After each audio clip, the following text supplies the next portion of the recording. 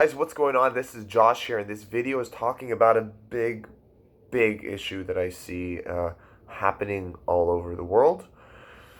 And you know what? It gets me fairly emotional. Well, look at that.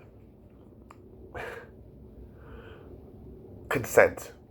It's something that's talked about a lot. It's something that can be extremely triggery for people.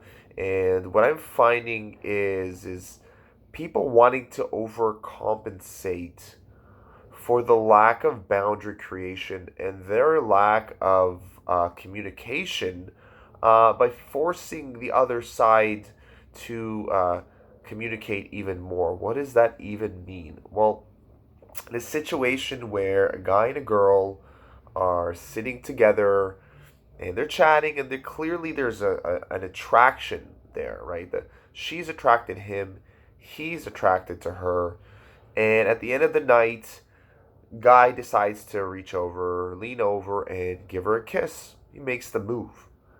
Is there something wrong with that? Is there a problem with making the move?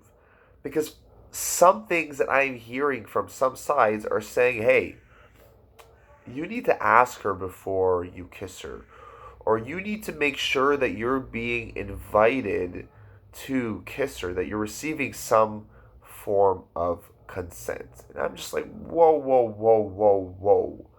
1 second here, my friends. Where do we live now? You know, the bottom line is that every single person is responsible for their bodies. This is something that I teach to my daughters and that I teach to my children, and that I live my life in this manner. We're all responsible for ourselves. And it's not my job as an individual to overcompensate for somebody else's lack of boundaries. This is the problem that is coming up all over. You are triggering me.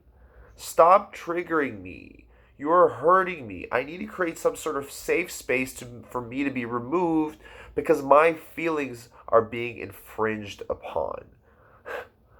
Like, what the hell is going on here? Like, what are we? A bunch of flakes that every second that our feelings are being hurt, that we are expecting the other side to change the way that they're doing things? You know, I was in a situation where I had used a word. I said the word pussy. Okay? I used the word pussy. And in this situation, this was a discussion with a number of other men. Another person was offended that I had used the word pussy, and as a result, did not want me using that word around him. Listen, man, and this is the same challenge and the same issue that I'm seeing across the board. That people want you to change the way that you communicate or the way that you do things because their feelings are being hurt. The bottom line is that we are all entitled to communicate the way that we want. Each person is entitled to do what they would like to do as long as they are not causing physical harm to somebody else. The same situation applies to when a man and a woman are together. And the man makes a move and tries to kiss the girl, she needs to be in her full power, because this is where her power lays. This is where her power stands to say, no, I don't want this. Please stop. This is where the power lies. Because the second that the other party begins to say, you know what, you need to do A, B, and C before doing that, it's putting too much responsibility on the other side to change their actions, when really the responsibility sits on the individual who does not want to be touched. And when the person says, these are my boundaries, please do not cross them, it is on the person that made the move to listen. Anything after that becomes a problem. Anything after that becomes forceful. And this idea of consensual sex is great. That's proper. This is important. But it needs to be clear, and there needs to be clearly defined boundaries by the people beforehand, before they start blaming the other side for something that they've done wrong. So at the end of the day, our society, what we really need to be able to do here is to continue these conversations around these subjects and not to be triggered around these subjects and not to feel offended and as a result shut the other side down from talking. I believe we share a consciousness. We are truly one. But at the same time, we are also individuals that are representing independent identities and characteristics within this one. We are interconnected. But when we start overcompensating and when we start seeing reality in the space, we're saying, oh, wait a second, you need to overcompensate yourself because I feel offended or I feel violated or I feel triggered, we are going too far.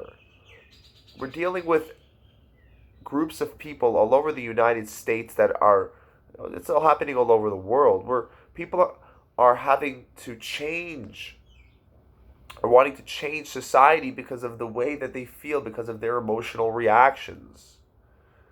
If we are living our life and we are reacting to everything that is happening instead of acting, instead of having clear, concise way of doing things or being analyzing the way that we would like to work or the way that we would like to live our lives and then living by that way, and instead we're just reacting reacting to the way that we're experiencing their emotions inside of us, then it's all gonna lose. And we're seeing just constant pendulums, dynamics of energy that's just totally out of place in society because people are just reacting to their triggers. People are just reacting to other people. I invite you, after watching this video, whether you agree with me or you don't agree with me, to drop a comment below.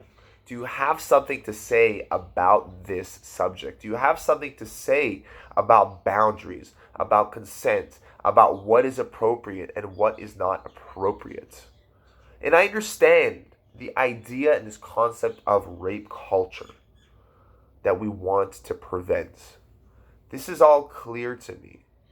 But the number one issue, the number one subject that needs to be brought up and talked about here is the fact that people are disempowering themselves from making proper choices and communicating what they need to be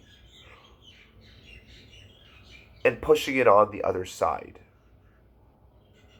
Alright guys, I hope you enjoyed that video. Curious to hear what you have to say about that.